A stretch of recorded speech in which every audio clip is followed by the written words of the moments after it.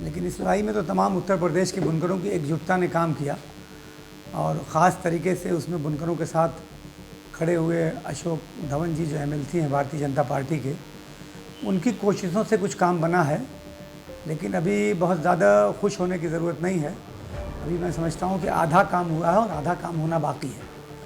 अभी 26 जुलाई तक 31 जुलाई तक के लिए ये फ्लैट रेट का पुरानी व्यवस्था के एतबार से जमा किया जाना है और उसके बाद सरकार ने ये कहा है कि जो भी बात होगी वो तय की जाएगी आपस में बैठकर। चूँकि 31 दिसंबर 2019 तक पासबुक ख़त्म कर दिया गया और 1 जनवरी से नई व्यवस्था लागू है, तो उसमें संशोधन के लिए जुलाई तक ले जाने के लिए इस प्रस्ताव को फिर कैबिनेट तक जाना है। तो इसलिए वो प्रस्ताव कैबिनेट तक जाएगा। जो बात हम लोगों की 3 सितंबर को लखनऊ में हुई है, माननीय मुख्यमंत्री जी के जो प्रतिनिधि थे नवनीत सहगल साहब, बहुत सीनियर आईएएस अफसर हैं, तो उसमें 2-3 बातें बड़ी महत्वपूर्ण तय हो गई। पहली बात तो ये कि जो तमाम बुनकरों का जो बकाया आ रहा है कि उन्होंने पासबुक पे पैसा जमा किया हुआ है, फिर भी उनके खाते में बकाया शो कर रहा है बहुत लंबा अमाउंट, तो उस पर उन्होंने बहुत बिजली विभाग के अधिकारियों से बात किया कि जब फ्लैट रेट के पासबुक पे जमा है, मैंने उनको शासनादेश की कापी दिखाई, बल्कि एक बुनकर का मैंने बिल भी दिखाया कि साहब देखिए इसका 6 किलोवाट का कनेक्शन है और दिसंबर तक इन्होंने पासबुक पे पैसा जमा किया हुआ है, फिर भी इनका 5 लाख रुपया बकाया आ रहा है। तो उससे बहुत नाराज़ हुए वो कि भाई, फिर मैंने शासनादेश की कापी दिखाई। शासनादेश के पैरा नंबर 9 और 11 में स्पष्ट लिखा हुआ है कि बुनकरों को अलग से बिल नहीं दिया जाएगा, फ्लैट पासबुक पर ही वो पैसा जमा करेंगे। तो फिर ये बिल में बकाया क्यों आ रहा है, हमारे खाते में बकाया क्यों आ रहा है, इससे बुनकर परेशान है। तो उसको उन्होंने आश्वासन दिया और निर्देश किया कि ये जो बकाया पैसा आ रहा है वो तमाम बकाया पैसा ख़त्म किया जाएगा और जब तक कि नया शासनादेश नहीं जारी हो जाता तब तक कोई बुनकरों का उत्पीड़न नहीं करेगा, विद्युत विभाग कोई कार्रवाई नहीं करेगा।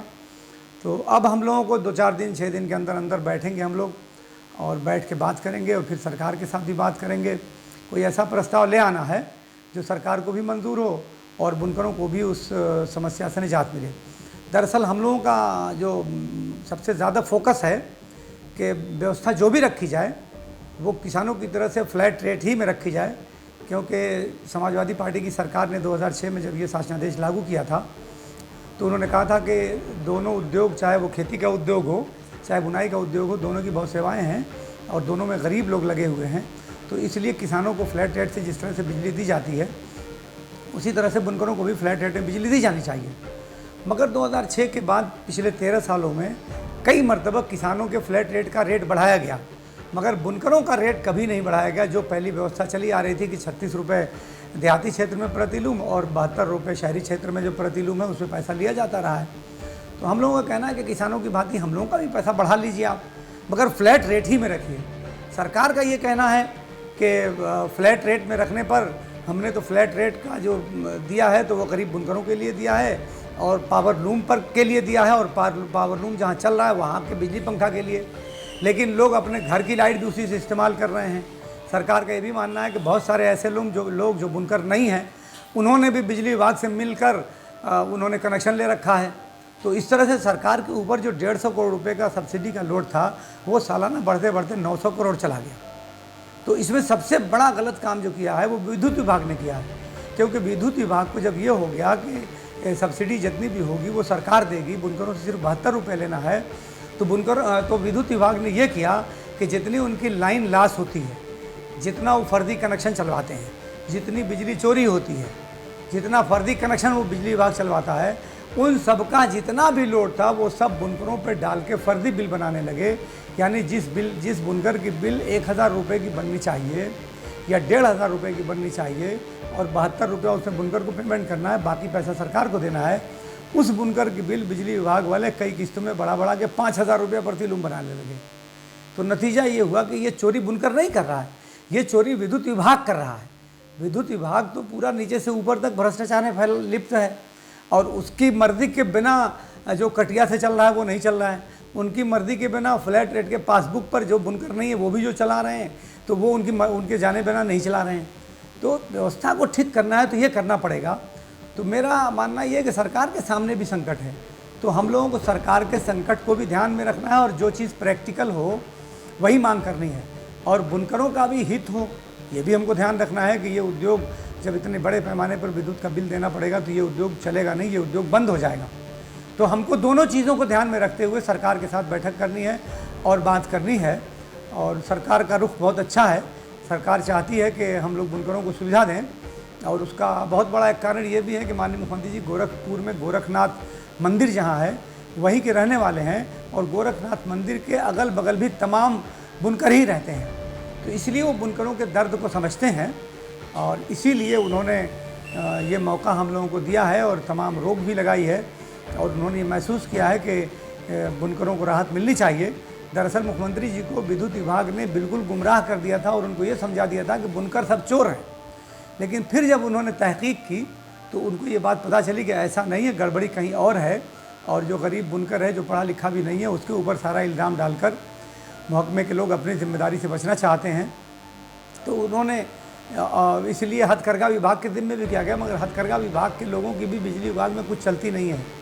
जैसे मैं आपको बताऊं तो आपको हैरत होगी कि मैंने 8 महीना पहले एक सूचना मांगी थी पावर कॉरपोरेशन के चेयरमैन को लिख के, जो सूचना अधिकार अधिनियम की धारा 5 है उसके तहत मैंने ये मांगा था कि आप कृपया हमको ये सूचना देने का कष्ट करें कि पूरे उत्तर प्रदेश में जो बुनकर हैं तो 5 किलोवाट तक के कितने बुनकर हैं और उनका कितना लोड है केवीए में, और 5 किलोवाट से 10 किलोवाट तक के कितने बुनकरों की संख्या है और उनका कितना लोड है, और 10 किलोवाट से ऊपर के बुनकरों की क्या संख्या है और उनका लोड कितना है।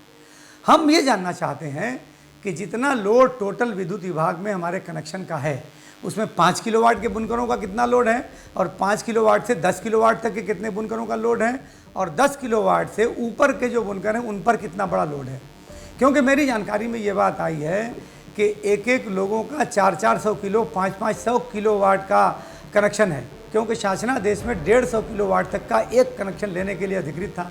तो किसी के वहाँ अगर 400 किलोवाट का खर्च है, doubling machine, twisting machine, winding machine, इस तरह की बड़ी बड़ी मशीनें लोगों ने लगाकर इस योजना में डालकर करोड़ों करोड़ रुपए का सरकार को चूना लगा रहे हैं। तो जो बहुत बड़े उपभोक्ता हैं जिनके पास पावर लूम है ही नहीं, वो भी उस योजना में घुसकर उन लोगों ने सबसे बड़ा बुनकरों का नुकसान किया और सरकार से सबसे बड़ी धनराशि ली है। हमारा मानना ये है कि इस तरह के लोगों को, तमाम लोगों को इस तरह की योजना से बाहर कीजिए। आप जाइए देखिए मऊआयमा में, यानी वो लोग जो कपड़ा बनाते हैं उस कपड़े पर मजदूरी मिलती है 20 पैसा, 25 पैसा, 30 पैसा मीटर। तो अब आप बताइए कि उस मऊआयमा के लोग जहाँ इतनी कम मजदूरी है, इतना सस्ता कपड़ा बनाते हैं, तो उन लोगों को अगर बिजली का बिल देना पड़ा तो कैसे चलेगा काम। आप गोरखपुर में चले जाइए, गोरखपुर में भी वही हाल है, बहुत सस्ता कपड़ा बनता है। आप देवरिया में चले जाइए, आप खलीलाबाद में चले जाइए, कानपुर में तमाम लोग हैं जो बहुत मामूली थान बनाते हैं या बैंडेज बनाते हैं या इस तरह की चीज़ें बनाते हैं। आप मेरठ चले जाइए, मेरठ में सारे लोग ये कफन का कपड़ा बनाते हैं या इसी तरह का बहुत जो मामूली कपड़े हैं वो बनाते हैं। तो इन सारी जगहों पे जो बहुत ही गरीब बुनकर हैं वही पावर लूम चलाते हैं। किसी के पास 5 लूम है, किसी के पास 10 लूम है, किसी के पास 20 लूम है, किसी के पास 30 लूम है।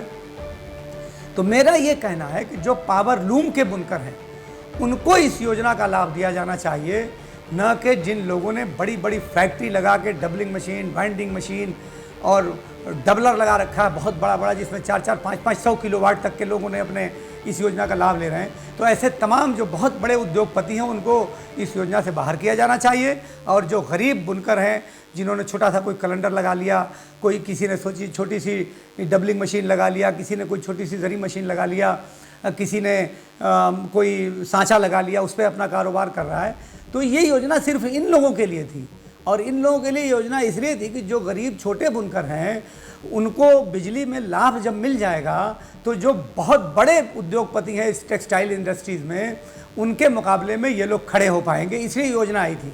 मगर ये इस योजना में एक जो बुनियादी गलती हो गई थी कि उसमें 150 किलोवाट तक लिमिट कर दी गई थी। तो मेरी समझदारी है कि 150 किलोवाट की जो लिमिट है उसको कम करके 25-30 किलोवाट तक की लिमिट किया जाना चाहिए, ताकि जो पावर लूम के बुनकर हैं, तो मान लीजिए कि 30 किलोवाट का अगर ये कर देते हैं कनेक्शन, तो जिनके पास 50 लूम है, आधे हाथ वाला छोटा लूम अगर है तो 50 लूम तक का चल जाएगा। एक बुनकर जो गरीब है बहुत, तो वो उसी पे मजदूरी करता है भाई, कैसे कैसे कर्ज लेके उसने लूम लगाया, या लूम भी दूसरे का उसके पास है, किसी सेठ का लूम है तो कोई मजदूरी पे लेके ठेके पे लेके उसको चलाता है। तो ठेके वाले को पैसा देगा या बिजली का बिल का पैसा देगा। तो इस तरह के बहुत सारे संकट हैं और इन सभी संकट को सरकार को समझना पड़ेगा और बहुत बड़े जो उद्योगपति हैं, करोड़पति और अरबपति, ऐसे लोगों को इस योजना से बाहर करना पड़ेगा। तभी जाके सरकार भी सुरक्षित होगी, सरकार के ऊपर गैर ज़रूरी बर्डन नहीं पड़ेगा और बुनकरों को जो लाभ मिलना चाहिए वो लाभ भी मिलेगा। कुल मिलाकर हमारा ये मानना है कि हमको फ्लैट रेट में ही विद्युत चाहिए किसी भी हाल में। आप हमारा जो 72 रुपया उसको बढ़ा लीजिए, 200-250 कर लीजिए प्रति लूम, लेकिन प्रति लूम फ्लैट रेट के एतबार से ही सरकार से हम लोगों का अनुरोध है कि आप उसको फिक्स कर दीजिए। हम लोग आपका गुणगान करेंगे, ऊपर वाला भी आपके लिए अच्छे दिन ले आएगा। बुनकर जब खुश रहेगा तो वो अच्छा कपड़ा बनाएगा, आबाद रहेगा। मैं समझता हूँ कि आप लोगों के माध्यम से, मीडिया के माध्यम से सरकार तक हमारी बात ज़रूर पहुंचेगी। मैं फिर एक मर्तबा जो भारतीय जनता पार्टी के जो नेता हैं, कई एक मंत्री हैं जिसमें इसमें हम लोगों की बहुत मदद की है, तो मैं उन सब लोगों का आभार व्यक्त करता हूं। देखिए, हम लोग सब अलग अलग दलों के लोग हैं, लेकिन सबसे पहले हम अपने समाज के लिए हैं। हमारा समाज जब सुरक्षित रहेगा तभी हमारा वजूद भी रहेगा, तभी हम किसी भी पार्टी में रहकर अपनी पार्टी के लिए काम कर सकेंगे। लेकिन जब समाज का वजूद हमारे ख़त्म हो जाएगा तो हम किसी भी दल के लिए कोई काम नहीं कर सकते। तो अब दल से ऊपर उठकर हम लोग चाहते हैं कि सरकार इसमें हमारी मदद करे और जो सुविधा हम लोगों को मिल रही थी उस सुविधा में बड़ी बाधा न डाले।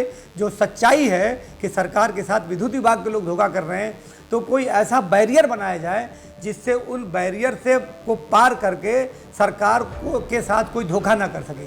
तो मैं समझता हूँ कि सरकार इस पर बहुत गंभीरतापूर्वक विचार करेगी।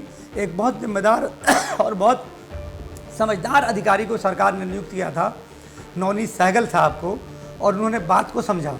कम से कम हम लोग 20-25 मरतबा मंत्रियों और अधिकारियों से बात कर चुके हैं, मगर किसी भी अधिकारी ने हम लोगों की बात समझने का प्रयास तो किया, मगर वो समझ नहीं पा रहे थे।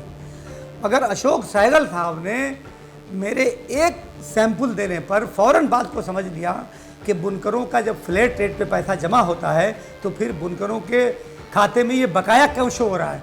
तो मैं नवनीत सहगल साहब का भी शुक्रिया अदा करता हूँ और मैं चाहता हूँ कि सरकार ऐसे ही किसी समझदार और चालाक अधिकारी को हम लोगों के सामने बात रखने के लिए रखे, ताकि विद्युत विभाग के लोग उस अधिकारी को और सरकार को गुमराह न कर पाएँ।